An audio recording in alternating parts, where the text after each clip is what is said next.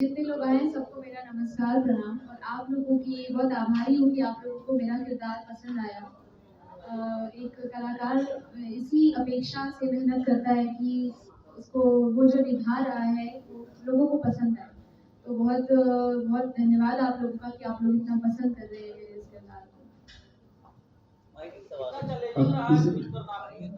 सवाल ये कि फिल्म इंडस्ट्री में जो है एक किरदार अगर स्थापित हो जाता है तो दर्शक उन्हें वैसा ही देखना पसंद करता है।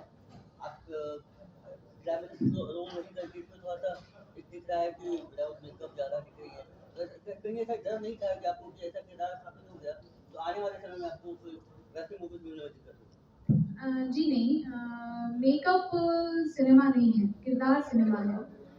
जिसको आप निभाते हैं वो सिनेमा है क्योंकि एक ग्लैमरस सिनेमा भी एक अलग जॉनर है और एक कल्ट सिनेमा एक अलग जॉनर है। तो इस सिनेमा का जॉनर था कल्ट, तो उसके लिए मुझे नहीं महसूस हो रहा था कि मेकअप की नीड है। और आप मेकअप कर भी लें और अगर आप किरदार में नहीं जाते तो आपका मेकअप कोई मतलब नहीं रह जाता है। तो बेसिकली आपको किरदार में कितनी पाउडर क्रीम भरनी है इस पर नज़र होनी चाहिए, चेहरे पर तो सब लगाते हैं। नमस्कार सभी यहाँ पर उपस्थित सभी जो मेरे भाई हैं। मुझे धीरू जी का फोन आया इस फिल्म के बारे में, उन्होंने ऑनलाइन बताया तो पहली बार मुझे विश्वास नहीं हुआ कि भोजपुरी में ऐसा सिनेमा बनेगा। तो मुझे लगा कुछ ये चालाकी से मुझे अपने पास फिल्म में इंक्लूड करवा रहे हैं और आगे जाके कुछ ऐसा सीन करेंगे। फिर मैं रत्नाकर जी का नाम सुना था मैंने कि ऐसी फिल्में बनाने, कभी हमने साथ में काम नहीं किया। फिर इनके बारे में पता किया और इनके ऑफिस में जाकर मिला और पूरी कहानी रत्नाकर जी और धीरू जी ने मुझे बताई और मुझे फिर विश्वास हुआ कि हाँ ये फिल्म ऐसे बनने वाली है। मैं आरोप नहीं लगा रहा हूँ कि और लोग भोजपुरी कैसा सिनेमा बनाते हैं और क्या करते हैं। कोई वेजिटेरियन होता है, कोई नॉन वेजिटेरियन होता है, तो उसमें नॉन वेजिटेरियन होना कोई पापी नहीं कहलाता, वो उनकी चॉइस है। मेरी चॉइस ये थी कि मैं ऐसा सिनेमा करूं, जो भी करूं, चाहे हिंदी में हो या भोजपुरी में हो।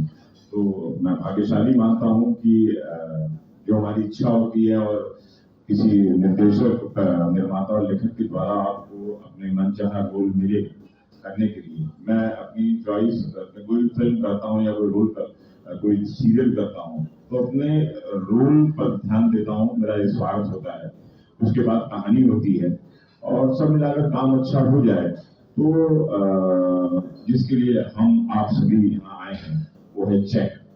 और चेक मिल जाता है तो एक संतुष्टि होती है और मोक्ष की प्राप्ति के लिए हम अपना कदम बढ़ा देते हैं।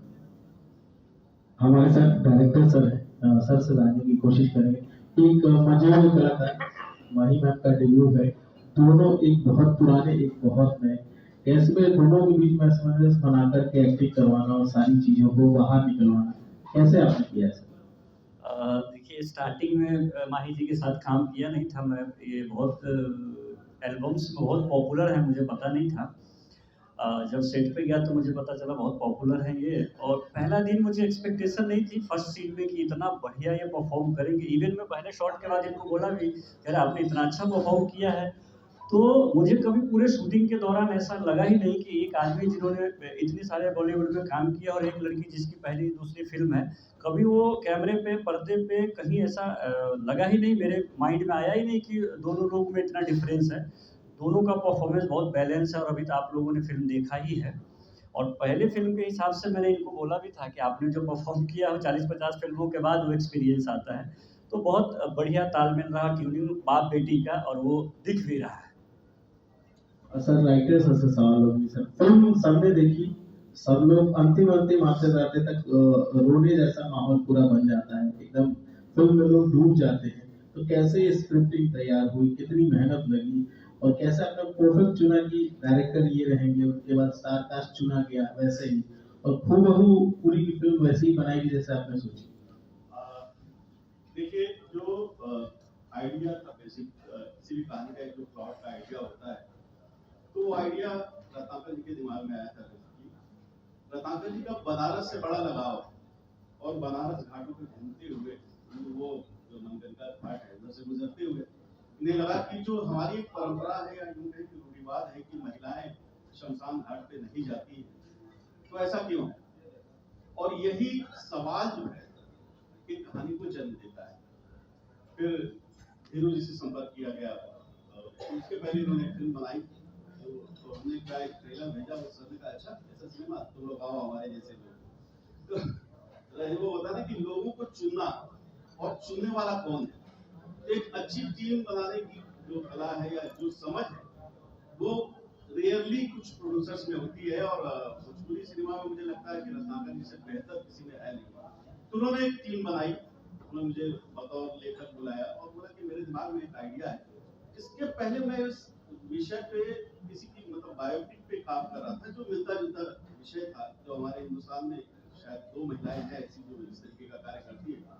तो मैंने सुना, मैंने कहा कि भोजपुरी में इस तरीके का थॉट लाना है, क्योंकि बहुत ही बड़ा साहस था कि इस तरीके के विषय पे आप भोजपुरी में सिनेमा बना रहे हो, जहाँ 4-5 गाने डाल करके और ढकाढक करके वो सिनेमा मतलब क्या होता मुझे नहीं पता, लेकिन वो होता है कि परिपाटी बनी हुई थी। और उस दौर में इस तरीके की कहानी का जन्म हुआ, उनके साथ डिस्कशन और बहुत सारी। एक होता है कि आप ये ड्रामा लिखना, एक्शन फिल्म लिखना, या मैं बेसिकली टेलीविजन मैंने बहुत कुछ लिखा है, सर ने बतौर अभिनेता काम किया, मैंने लिखा भी बहुत है। तो वहां वो ड्रामा करना और इस तरीके का सब्जेक्ट जो बहुत ही सहज है, और जमीन से किरदार बड़े ही सहज है, वो रचना बहुत ही मतलब ये होता है ना कि ये किरदार गढ़े गए, ये किरदार ऐसे कलम से नहीं लिखे, किरदार गढ़े गए। हर एक किरदार हमने डिस्कशन किया, मैं रत्नाकर जी, हम लोग रोज ऑफिस में मिलते थे, उसमें बहस होती थी, उनका कुछ कुछ मेरा, तो मिलजुल के एक कहानी आई। और उसके बाद सबसे कठिन जो था वह है कलाकारों का चयन, क्योंकि इस फिल्म में मुझे नहीं लगता कि किसी वक्त आपको धांसू अभिनेता नहीं चाहिए था, आपको सहज अभिनेता चाहिए, जो लगे कि वो जो भूमिका है उसको बड़ी ही सहजता के साथ निभा जाए। और बहुत ही अच्छी कास्टिंग हुई, मतलब दया सर के बारे में तो हमने पहले से देखा था और जानते भी थे, शानदार अभिनेता है। पर ये लड़की जो आई, और जैसे धीरू भाई ने कहा कि एल्बम से आई थी, तो हमें थोड़ा फियर भी था कि ये क्या करेगी, और इसने क्या कर दिया।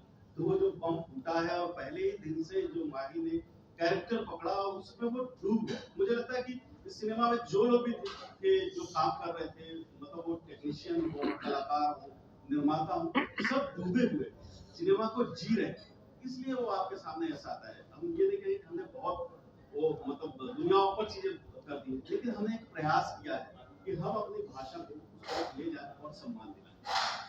और रत्नाकर सर, आपसे सवाल होगा, आज से 2 साल पहले बाबुल बनाई थी आपने, वो भी लोगों को बहुत पसंद आई थी।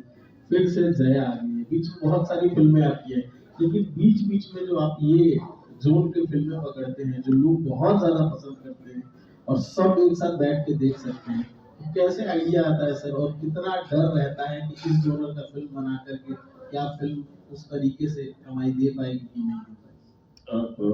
मैं चाहता हूँ कि हमेशा कुछ चेंज मिले बिहार, यूपी, झारखंड लोगों को देखने के लिए, और जो जो अपनी सोच है उसी की वजह से फिल्म बनाता हूँ। तो मेरी फिल्म से मैं मानता हूँ कि फिल्म ही जो है वो स्टार है, और उसी को लोग एप्रिशिएट करते हैं। तो एक बहुत अच्छी बात है कि वो टीम वर्क होना बहुत जरूरी था। सब लोग जो काम जिन्होंने किया है, उन्होंने 6-7 महीनों की 8 महीनों की मेहनत है, और इस तरह की पिक्चरें बनाना मेरे लिए भी थोड़ा डिफिकल्ट होता है। बट अगर ऐसी फिल्म बना के अगर सुकून मिले तो वो मेरे हिसाब से हर एक 6-6 महीने तक हमको बनाना चाहिए। माही मैम, आपसे सवाल है, सब लोग इंतजार कर रहे थे आपको सुनने के लिए, फिल्म आई, कुछ नजर आए ना आए, आपकी एक्टिंग बहुत जबरदस्त नजर आई, सब लोग आपकी एक्टिंग से बहुत खुश हैं, सिर्फ आप ही की चर्चा हो रही है फिल्म को लेकर के, आप क्या कहिएगा? अभी जितने लोग आए हैं सबको मेरा नमस्कार, प्रणाम। और आप लोगों की बहुत आभारी हूँ कि आप लोगों को मेरा किरदार पसंद आया। एक कलाकार इसी अपेक्षा से मेहनत करता है कि उसको वो जो निभा रहा है वो लोगों को पसंद आए। तो बहुत बहुत धन्यवाद आप लोगों का कि आप लोग इतना पसंद कर रहे हैं मेरे इस किरदार को। माइक एक सवाल है। सवाल ये कि फिल्म इंडस्ट्री में जो है एक किरदार अगर स्थापित हो जाता है तो दर्शक उन्हें वैसा ही देखना पसंद करते हैं। आप ग्लैमरस रोल नहीं करके इसमें थोड़ा सा एक दिख रहा है कि विदाउट मेकअप ज़्यादा दिख रही है, तो कहीं ऐसा डर नहीं था कि आपको कि ऐसा किरदार स्थापित हो गया तो आने आने वाले समय में आपको कोई वैसी मूवीज मिलने में दिक्कत हो? जी नहीं, मेकअप सिनेमा नहीं है, किरदार सिनेमा है। जिसको आप निभाते हैं वो सिनेमा है, क्योंकि एक ग्लैमरस सिनेमा भी एक अलग जॉनर है और एक कल्ट सिनेमा एक अलग जॉनर है। तो इस सिनेमा का जॉनर था कल्ट, तो उसके लिए मुझे नहीं महसूस हो रहा था कि मेकअप की नीड है। और आप मेकअप कर भी लें और अगर आप किरदार में नहीं जाते तो आपका मेकअप कोई मतलब नहीं रह जाता है। तो बेसिकली आपको किरदार में कितनी पाउडर क्रीम भरनी है, इस पर नज़र होनी चाहिए। चेहरे पर तो सब लगाते हैं। रत्नाकर सर, आपसे एक क्वेश्चन था कि 9 महीने से सेंसर बोर्ड में ये मूवी अटकी हुई थी, आखिरकार कारण क्या था?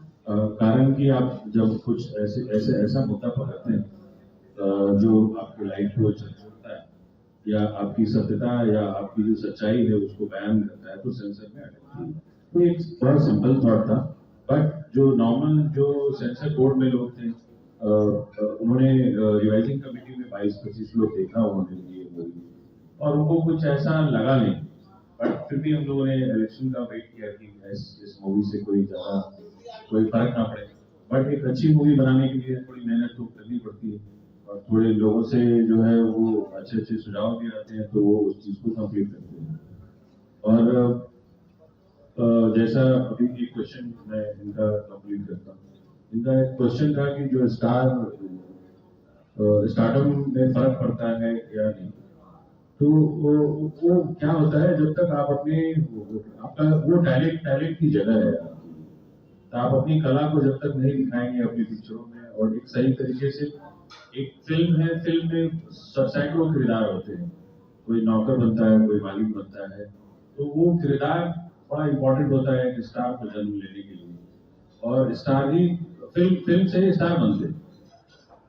तो कैरेक्टर आपका बहुत इम्पोर्टेंट, आर्टिस्ट को सोचना भी चाहिए कि मुझे क्या कैरेक्टर में लोग रिस्पॉन्स करेंगे, मेरी एक्टिंग को कहाँ देखेंगे। तो बहुत सोच समझ के ही जो फिल्में हैं वो चूज करनी भी चाहिए, या आपके क्योंकि उसी नजरिए से आपको लोग देखना भी पसंद करते हैं। मेरे सवाल आपसे रहेगा, भोजपुरी फिल्में अधिकांश गानों पे शुरू होती है और गानों पे खत्म होता है। जय